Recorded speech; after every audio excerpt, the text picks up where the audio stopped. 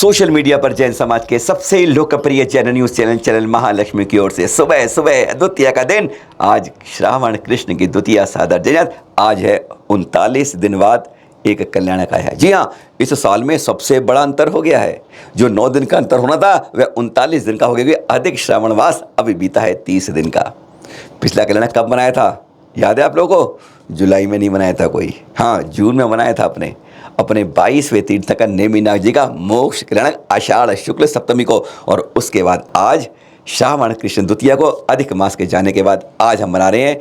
यह मुनीश्वर भगवान 20वें तीर्थंकर जो आनंद स्वर से आज के दिन गर्भ में आते हैं।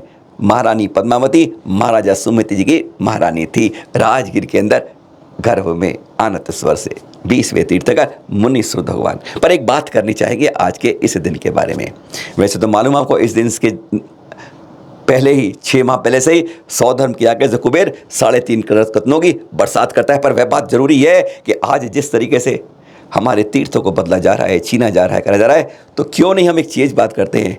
अपनी पूजन के अंदर जब 5 कल्याणक होते हैं, उन कल्याणकों में जब तिथि बोलते हैं उसके साथ हम उस जगह का भी नाम बोलें कि यहाँ से पावापुरी से महावीर स्वामी का है, गिरनार जी उज्जैन शिखर से नेमिनाथ जी हैं, मंदारगिरी चंपापुर से वासुदेव जी। उस सिद्ध क्षेत्र को भी बोले, चाहे वह जन्म स्थली हो, तप स्थली हो, ज्ञान स्थली हो, उन स्थलियों का भी नाम बोला जाए तो कम से कम हमारे इतिहास में वह दर्ज होगा, पूजा में लोगों को मालूम चल पाएगा। नहीं तो अधिकांश समझ नहीं पाते कि गिरनार से तप किसने किया था, हमारे महावीर स्वामी के तप स्थली कौन सी है, अधिकांश को नहीं मालूम चलता। लेकिन जब आप 5 कल्याण के अर्घ चढ़ाते हैं पूजा में तो कम से कम इतना तो याद रहेगा।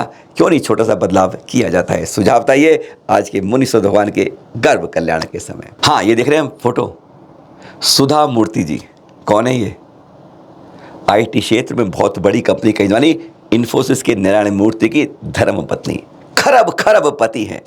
और दूसरा परिचय भी और इनका, ब्रिटेन के प्रधानमंत्री जानते हैं ना, सुनक ऋषि, उनकी सास है। कहते हैं इनके कारण में सबसे युवा प्रधानमंत्री बनने का रिकॉर्ड बनाया है ब्रिटेन में उन्होंने। जैन? हाँ, जैन नहीं है तो फिर हम जैनों की बात के बीच में इनको क्यों लेके आए हैं? आप भी सोच रहे होंगे। हाँ, सोचने में क्या बात है, सोच तो सकते ही है ना। पर हाँ, जैनों को इस सुनाने के लिए लाए हैं। खरबपति हैं, जैन नहीं है, फिर भी किस तरह की बात करती हैं। साफ साफ कहती हैं, वहाँ हल्ला हो गया पूरे ब्रिटेन के अंदर इनके इस स्टेटमेंट, जो स्टेटमेंट आपको सुनाएंगे, कि कहती है मैं उस होटल में अब खाना नहीं खाती हूँ जिसमें वेज नॉन वेज एक साथ बनता है। और वहाँ पर होटलों ने तमाशा कर दिया है पूरे ब्रिटेन के अंदर, क्योंकि उनकी इस स्टेटमेंट ने खरबपति जाने बचानी छवि है और उन्होंने वहाँ पर होटलों में हलचल मना दी है, क्योंकि वहाँ तो बोलबाला नॉन वेज का है। और इन्होंने कह दिया उसी शाकाहारी हूँ मैं कभी भी ऐसे में नहीं जाती, डर लगता है, क्योंकि जिस चम्मच से मैं खा रही हूँ कहीं उसे नॉन वेज तो नहीं बनाया इन्होंने। मात्र इतनी बात थी, पूरे देश में ब्रिटेन में हल्ला मच गया है इस बात का। और हम जैन समाज क्या सोचते हैं, कम से कम इनसे तो सीख लीजिए कि कहती है मैं जब भी कहीं बाहर जाती हूँ ऐसी व्यवस्था हो तो 25-30 चपाती खुद बनाकर ले जाती हूँ, रेडी टू ईट फूड लेकर जाती हूँ, पर ऐसे होटल में कभी खाना नहीं खाती हूँ। सीखिए जैन समाज, सीखिए। हम और आप एक बार सुन लिए इन्हीं के मुख से, कितनी सरलता से उन्होंने कहा। और पूरे इंग्लैंड के अंदर If I go to any country, it doesn't matter. You carry your own food. I carry my own food. अंतर्राष्ट्रीय टेम्पल कन्वेंशन एंड एक्सपो अभी हुआ है लगभग 22 से 24 जुलाई के बीच में बनारस के रुद्राक्ष सेंटर में, जो नया बनाया था, अभी हमारे प्रधानमंत्री ने उद्घाटन किया था।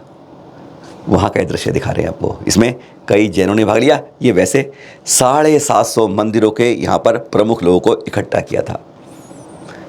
यह हमारे मतलब से नहीं है, पर हमारे मतलब की काम की बात है। इसमें कई जैन समाज के लोगों ने, 20पंथी कोटि को और भी कई लोगों ने इसमें भाग लिया, जैन समाज के ने। इसमें क्या बताया गया था कि मंदिरों के संगठन की आवश्यकता है और ये क्षेत्र वाइज करना होगा। मोहन भागवत जी ने 2-3 पॉइंट बहुत केंद्र बिंदु बताए यहाँ पर। आज हमें मालूम ही नहीं है कि हमारे कितने मंदिर हैं, क्या संगठन है। एक सबसे पहले सर्वे करना चाहिए। मोहन भागवत जी का सबसे पहले सर्वे करिए अपने अपने क्षेत्र में, छोटे से छोटे मंदिर का भी उसमें नाम नोट कीजिए, एरिया नोट कीजिए, सब कुछ नोट कीजिए। और दूसरी बात, फिर जगह जगह उसमें एक बड़ा मंदिर छांटिए और वो बांधिए। वहाँ उस हर मंदिर में पूजा और सफाई की व्यवस्था होनी चाहिए। उसके लिए पुजारी लगाना है, क्या लगाना है, इस बात को बाकायदा नोट किया जाए। हर क्षेत्र में एक बड़ा मंदिर होता है, एक बहुत छोटे मंदिर होते हैं। बड़े मंदिर को जिम्मेदारी हो कि वो उन छोटे मंदिरों का ध्यान रखेगा। एक सक्षम होता है, कुछ असक्षम होते हैं। उन्होंने 3-4 ऐसे पहलू बताए जो उन्होंने अपने धर्म के लिए बताए। सीखने हमें भी चाहिए। सुनेंगे मोहन भागवत जी से, कुछ काम की बातें होती हैं, दूसरों से सीख लेनी चाहिए। सुनिए जरा। इसके आधार पर समाज को जोड़ने वाला, समाज को ऊपर उठाने वाला, समाज को बिखरने न देने वाला और इसके संगठित समाज के द्वारा राष्ट्र को परम वैभव संपन्न बनाने वाला। और कौन सा राष्ट्र? हमारा राष्ट्र जो सारी दुनिया को अपना कुटुंब मानकर सारी दुनिया को सुख शांति का मार्ग देने में आज सक्षम है, उस राष्ट्र को उन्नत करने वाला, धर्म समाज को देने वाला ये मंदिर का उपक्रम, ये अगर इसको फिर से पुनर्प्रतिष्ठित करना है उसी रूप में, तो संगठित सामर्थ्य की आवश्यकता है। और संगठित सामर्थ्य का पहला कदम है कनेक्ट। यानी अब हम आ गए, 700-750 लोग यहां आ गए।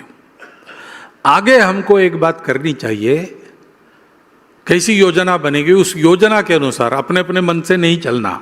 एक योजना बनेगी, वो आपके पास आएगी, उसके अनुसार अपने अपने क्षेत्र में उसको सफल बनाना।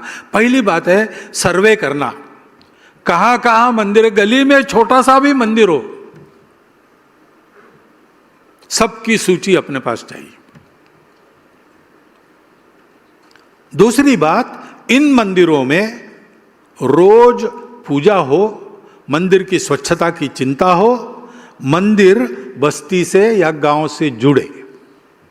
इसके लिए जो करना है वो वहां कैसे कर सकते हैं? सब लोग नहीं कर सकते। छोटे मंदिर क्या करेंगे? कुछ हमारे मित्रों ने हमें ये वीडियो भेजा है। उनका कहना है कि जब भी कोई कार्यक्रम होता है मंदिर में, हमें पहले वहाँ पुलिस बुलानी पड़ती है। बड़ा अफसोस होता है जब इस तरह की बातें, हम जगह का नाम नहीं बता रहे हैं, खुलासा कर रहे हैं, ऐसा क्यों है कि जैन मंदिरों में पहले पुलिस आती है, तब हमारी बैठकें होती है, कोई चर्चा होती है। कम से कम पुलिस जैसी बातों को दूर रखिए भाई साहब, आपस में इतना प्रेम भाव रखिए। अरे इस बार वो चुने गए हैं, अगली बार आप चुन जाओगे, जिसका काम बढ़िया हो उसका साथ निभाते जाओगे तो अच्छा लगता है, तभी हमारे संगठन की पहचान हो पाएगी। फिर मिलेंगे आपसे नए एपिसोड में, कुछ नई बात, गिरनार के बारे में आपसे करते रहेंगे बात। रोजाना कुछ ना कुछ, कभी ना कभी आपको उसके प्रमाण देते रहेंगे जो समाज के सामने मालूम होने चाहिए। सादर जय जिनेंद्र।